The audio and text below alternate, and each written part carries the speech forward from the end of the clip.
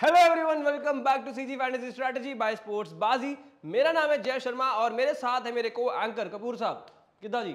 मैं बढ़िया जी, तू सुनाओ। बढ़िया जी बढ़िया। और आज हम बात करने वाले हैं बड़े तगड़े मैच की, एल क्लासिको ऑफ आईपीएल, जिसका सबको बेसब्री से इंतजार रहता है और मजा आने वाला है। और जब राइवलरी की बात आती है ना, तो दिमाग में सबसे पहले ये दो टीमें आती हैं, एमआई वर्सेस सीएसके का मुकाबला, मैच नंबर 29 ऑफ आईपीएल। और ये हो भी रहा है कहां पे? Iconic stadium Wankhede. मजा में हो रहा है। राइवलरी तो बहुत बड़ी है, बहुत पुरानी भी है, सालों से चलती आ रही है, बहुत पुरानी राइवलरी है। पर लेकिन कप्तान वो नहीं होंगे ना, महेंद्र सिंह धोनी और रोहित शर्मा नहीं होंगे आमने सामने, ऋतुराज गायकवाड़ और हार्दिक पांड्या होंगे आमने सामने। एग्जैक्टली, नए नवेले कप्तान, और दोनों ही कप्तान इसी सीजन चेंज हुए हैं। और ऋतुराज गायकवाड़ बनेंगे सीएसके कप्तान और वहां से हार्दिक पांड्या होंगे ऑफ कोर्स। और हार्दिक पांड्या तो बहुत आइडलाइज करते हैं भाई एमएस धोनी को, उनके नक्शे कदम पर चलना चाहते हैं और वैसे चलने की ट्राई करते हैं। आपको पता ही है ऋतिक।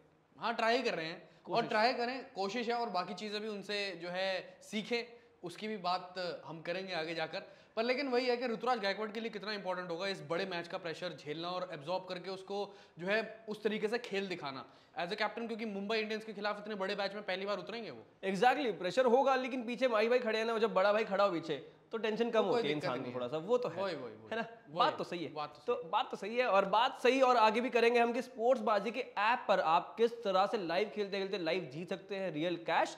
और ये सब चीजों के लिए आपको बने रहना पड़ेगा वीडियो के अंदर। तो वीडियो में सबसे पहले हम यहाँ बात करने वाले हैं अपने ज्ञानकारी सेगमेंट के बारे में। और ज्ञानकारी सेगमेंट में सबसे पहले हम बात करेंगे पिच रिपोर्ट की। तो ऋतिक, ओवर टू यू। अब बिल्कुल, और जैसे ही हम सारी चीजें पिच करते हैं अपनी धीरे धीरे करके लाइव खेलते खेलते कैसे आप जो है कैश रियल जीत सकते हो, वैसे ही मैं पिच रिपोर्ट बताता हूँ। पिच रिपोर्ट भी पिच कर देता हूँ मैं। पिच कर दो, ठीक है। तो वानखेड़े स्टेडियम की जो पिच है आप सब जानते हैं कैसी होगी, लेकिन मैं फिर भी एक बार बता देता हूँ।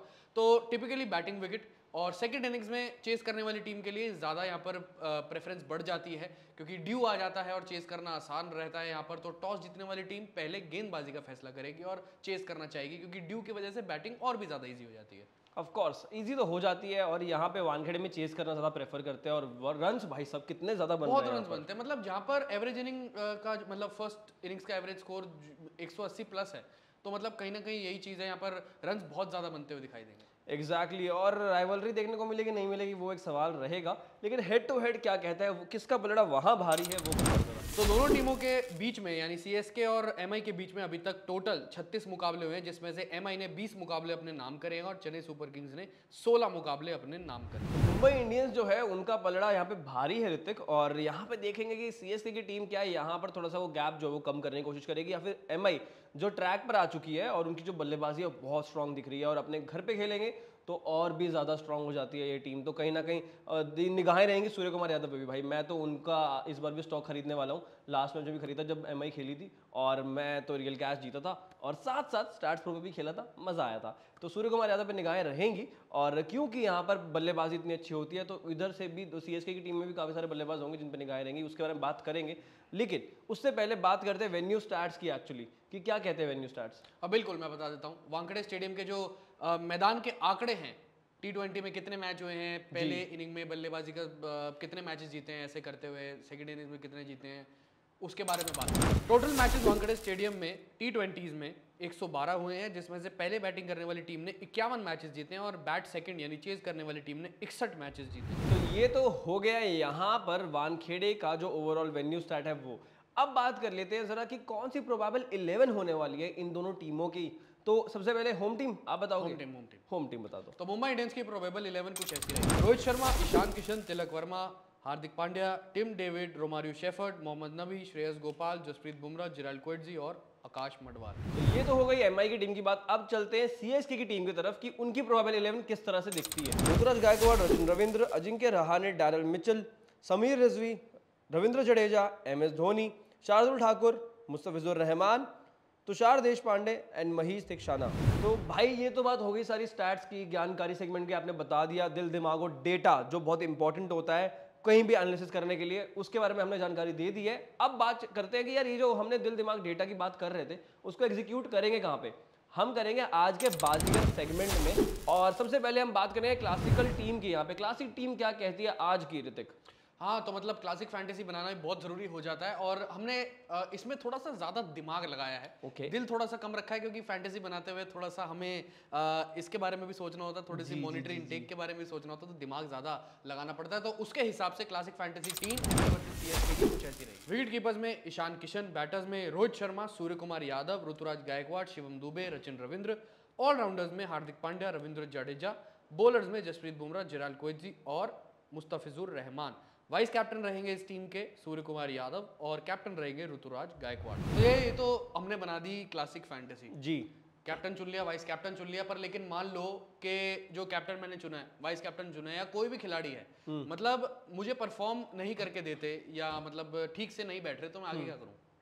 तो आगे क्या कर सकते हैं आप? आगे आप ये कर सकते हैं कि जस्ट इन केस आपको लग रहा है कि ये पर्टिकुलर प्लेयर शायद से यहाँ पे ना खेले या इतना परफॉर्म ना करे, तो आप जाकर ना उनका जो स्टॉक है वो बाय कर सकते हैं शॉर्ट में, ताकि अगर जस्ट इन केस वो वहां से शॉर्ट रह जाते हैं कि जो फैंटेसी टीम है आपकी उसमें कहीं ना कहीं जो पॉइंट्स है वो कम रह जाते हैं, तो उधर से शॉर्ट में जो आपकी इन्वेस्टमेंट रहेगी उसके बदौलत आप थोड़ा सा गेन कर पाएंगे और वो लॉस जो है वो मिटिगेट हो जाएगा और ओवरऑल बैलेंस आउट हो जाएगा आपका पोर्टफोलियो। तो ये डाइवर्सिफिकेशन भी हो जाएगी और उसके साथ साथ आप थोड़ा बच जाएंगे लॉस बेयर करने से। अच्छा, तो मतलब चलो ये तो मेरे को समझ आ गया।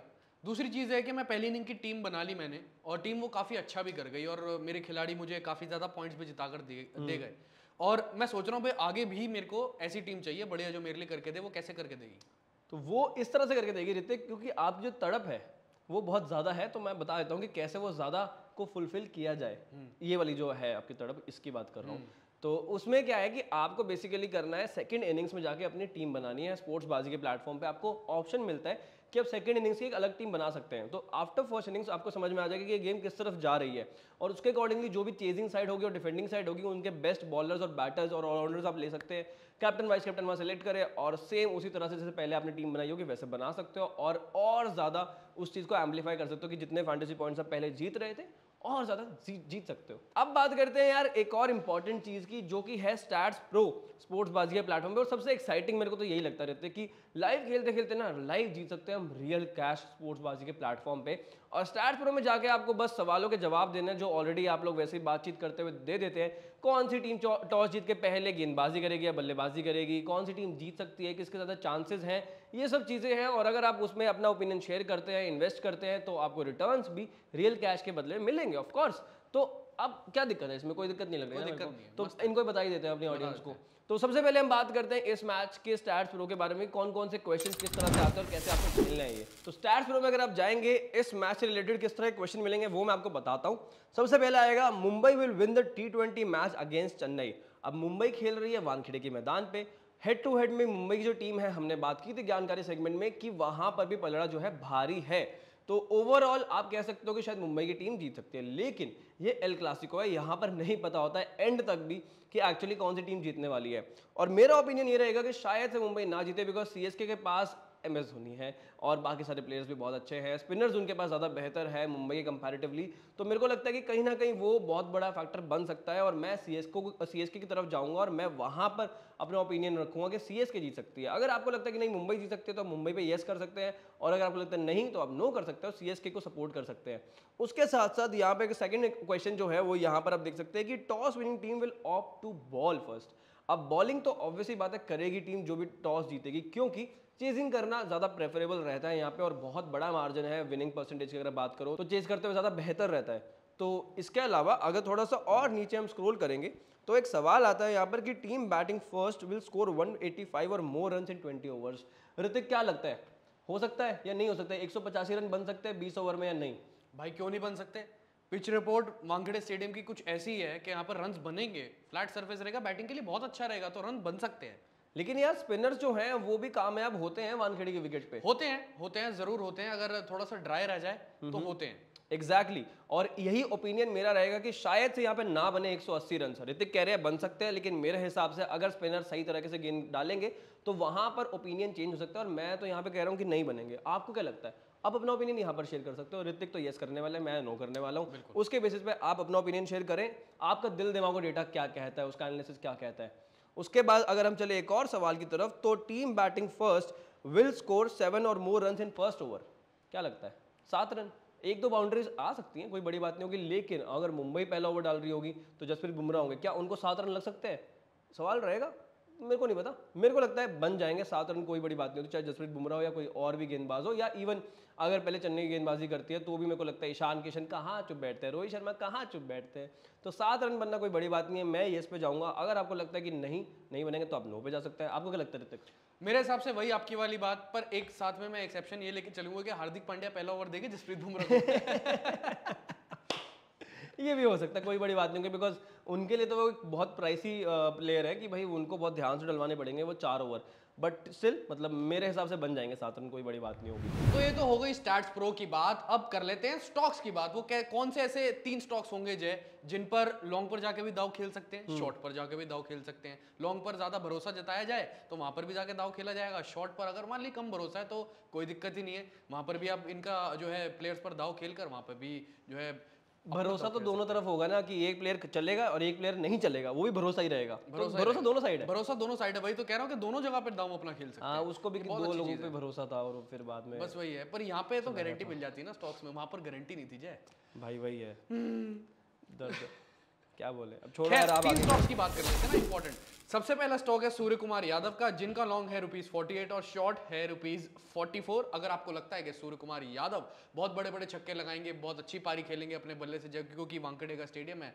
बैटिंग सरफेस है, फ्लैट पिच रहेगी, तो सूर्य कुमार यादव जमकर बल्लेबाजी से अपना रंग दिखाएंगे, तो आप लॉन्ग पर उनका दाव खेलिए। मैं आपको एडवाइस ये करूंगा कि आप लॉन्ग पर उनके दाव खेलिए। अगर आपको लगता है कि सूर्य कुमार यादव सीएसके के खिलाफ नहीं चल पाएंगे, 44 से कम आपको पॉइंट्स कमवा कर देंगे, तो आप उनके शॉर्ट 44 पर दाव खेल सकते हैं। अब आते हैं जसप्रीत बुमराह के स्टॉक पर, जिनका लॉन्ग है ₹56 और शॉर्ट है ₹52। अगर आपको लगता है कि जसप्रीत बुमराह 56 से ज्यादा पॉइंट्स आपको कमवा कर देंगे, जो कि देंगे, लॉन्ग पर जाइए उनके, तो आप उन पर ज्यादा इन्वेस्ट करके दिखाइए। और अगर आपको लगता है कि 52 से कम पॉइंट्स कमवा कर देंगे तो आप शॉर्ट पर उनके इन्वेस्ट करिए। तो जसप्रीत बुमराह के बाद अगला स्टॉक है ऋतुराज गायकवाड़ का, जिनका लॉन्ग है ₹50 और शॉर्ट है ₹46। अगर आपको लगता है ऋतुराज गायकवाड़ रन्स बना लेंगे, ज़्यादा से ज़्यादा आप उन पर भरोसा जताना चाहते हैं, या कह सकते हो कि 50 पॉइंट से ज़्यादा आपको कमवा कर दे सकते हैं, तो आप उनके लॉन्ग पे इन्वेस्ट करें। अगर आपको लगता है कि ऋतुराज गायकवाड़ अपने जो सीजन का शुरुआत करी थी उन्होंने थोड़ी सी डामाडोल फॉर्म से, आपको ऐसा लगता है कि एमआई के खिलाफ भी अच्छी बल्लेबाजी वो नहीं कर पाएंगे, तो आप जो है उनके शॉर्ट पर इन्वेस्ट कर सकते हैं। तो आप दोनों जगह पर अपनी चॉइस के हिसाब से इन्वेस्ट कर सकते हैं। पर जय, एक सवाल था, वो सवाल ये है कि मैंने सूर्य का स्टॉक बताया, बुमराह का स्टॉक बताया, अब गायकवाड़ का स्टॉक बताया, तो आप तीनों बताओ रिस्पेक्टिवली, तीनों के कौन कौन से पे इन्वेस्ट करोगे, फिर दर्शकों को भी तो एग्जांपल देना है। सूर्य कुमार यादव का शॉर्ट रीजन ये है कि वो जडेजा के साथ उनकी जो मैचअप है काफी ज्यादा अच्छी है, तो जडेजा उनको टारगेट कर सकते हैं और विकेट निकल सकती है। और जसप्रीत बुमराह 2 विकेट तो निकाल ही लेंगे, तो मेरे को लगता है कि बहुत इजीली उनको तो लॉन्ग पे जाना चाहिए। और ऋतुराज गायकवाड़ का थोड़ा सा स्केप्टिकल हूं मैं, but since it's a batting wicket तो I would expect him to perform well, क्योंकि वो थोड़ा लंबा समय विकेट पे गुजार के आए हैं पिछले मैच में और 50 लगाई थी, तो वो कहीं ना कहीं कॉन्फिडेंस लेकर आएंगे, तो मेरे को लगता है कि लॉन्ग पे मैं तो जाऊंगा लॉन्ग पे। तो गाइस, देखा आपने कैसे जय ने अपना दिल दिमाग और डेटा लगाकर पूरी सारी चीजें एनालाइज करके अपना ओपिनियन वहां पे रखकर लॉन्ग और शॉर्ट पर इन्वेस्ट किया। आप भी उसके हिसाब से अपने लॉन्ग या शॉर्ट पर इन्वेस्ट कर सकते हैं, दिल दिमाग और डेटे का इस्तेमाल करके। जय, ये तो होगी स्टॉक्स की बात, पर लेकिन आपने सुना क्या? रोहित शर्मा को 3 बार आउट किया है दीपक चहर ने। मतलब आजकल तो पिटाई हो रही है उनकी नई गेंद से, पर लेकिन रोहित शर्मा के सामने तो वो आग निकालते हैं और जबरदस्त तरीके से गेंदबाजी करके दिखाते हैं। 49 बॉल्स पे रोहित शर्मा ने उनके खिलाफ 60 रन बनाए सिर्फ, और 122.24 का ही स्ट्राइक रेट है उनका सिर्फ उनके। भाई मैचअप बहुत अच्छा है, देखना होगा किस तरह से खेलता रोहित शर्मा, बिकॉज फ्रीडम के साथ तो खेल रहे हैं, जो उनको कहा गया था कि फ्रीडम चाहिए और देनी है, मार्क बॉल जो बोल रहे थे, फ्रीडम तो सबको चाहिए होती है लेकिन मिलती तो सबको नहीं है, तो वाली बात है। और सीधे सीधा अब चलते हैं हम मुफ्त के ज्ञान की तरफ। और आज का मुफ्त का ज्ञान में प्रेडिक्शन जो आप है देते हो, क्या कहती है आज की प्रेडिक्शन? आज भी मैं वही दूंगा जो मैं पहले देता था, यानी प्रेडिक्शन। तो प्रेडिक्शन की आप दो ना वही उनका भी यही वो होना चाहिए जो ये सामने से, बिल्कुल। तो विनिंग प्रेडिक्शन की हम बात करते हैं दोनों टीम। मुंबई इंडियंस के जीतने के जो चांसेस हैं वो है 55% और चेन्नई सुपर किंग्स के चांसेस हैं 45%। 45%, ओके। यहाँ पे सीएसके थोड़ा सा पीछे चल रही है, लेकिन मेरे को लगता है कि सीएसके जीतेगी। आपको क्या लगता है? मुंबई की तरफ जा रहा हूँ मैं। अरे यार ठीक है यार, कोई बात नहीं, आपका ओपिनियन है, जो भी ओपिनियन है आप स्पोर्ट्स बाजी के स्टैट्स पर भी जाके लगा सकते हैं, हम भी लगाने वाले हैं। उसके साथ साथ एक और चीज़, बोनस स्टॉक किसका है वो मैं बताता हूँ आपको मुफ्त के ज्ञान में। तो bonus stock will be of Mustafizur Rahman, उनका लॉन्ग है 37 एंड शॉर्ट है 33, तो उसके अकॉर्डिंगली आप जाके इन्वेस्ट कर सकते हैं उनके स्टॉक पे भी। और of course one of the purple cap holders की कंटेंडर्स की लिस्ट में ऑफ कोर्स आते हैं वो, और कम मैचेस में ज़्यादा विकेट्स निकाल चुके हैं, 10 के आसपास विकेट्स आएंगे if I am not wrong. तो वहाँ पर जाके आप भी स्टॉक में इन्वेस्ट कर सकते हैं। उसके साथ साथ ऋतिक, अब चलते हैं जरा, हम खत्म हो गया आज का, तो चले मैच चले मैच भी तो देखना है। एग्जैक्टली मैच देखना है, लेकिन उससे पहले एक और इंपॉर्टेंट चीज ये है कि प्लीज अपना जो पोर्टफोलियो वो डाइवर्सिफाई करें और रिस्पॉन्सिबली खेलें, ताकि जो ओवरऑल लॉसेज है आपके ना हो। और हम आगे आपको बता रहे हैं, ऑलरेडी सब कुछ दे रहे हैं थाली में परोस के, तो यार लॉस तो वैसे भी नहीं आपको होना चाहिए। तो सिंपल सी बात है। और उसके साथ साथ टेलीग्राम चैनल को जरा ज्वाइन कर लेना, ताकि जो भी लास्ट मिनट अपडेट्स होती हैं आपको मिल जाएंगी। टॉस के बाद कोई प्लेयर रिप्लेस होता है या कुछ भी होता है, वो सब चीज़ें आपको वहाँ पे अवेलेबल मिलेगी। उसके साथ साथ जो सोशल मीडिया हैंडल्स पे आपका सपोर्ट है उसको जारी रखना, और अगर अब तक नहीं फॉलो किया है या फिर लाइक किया है तो ज़रा कर देना, और साथ में यूट्यूब चैनल को सब्सक्राइब करना मत भूलना। Thank you so much for watching CG fantasy strategy by sports बाजी।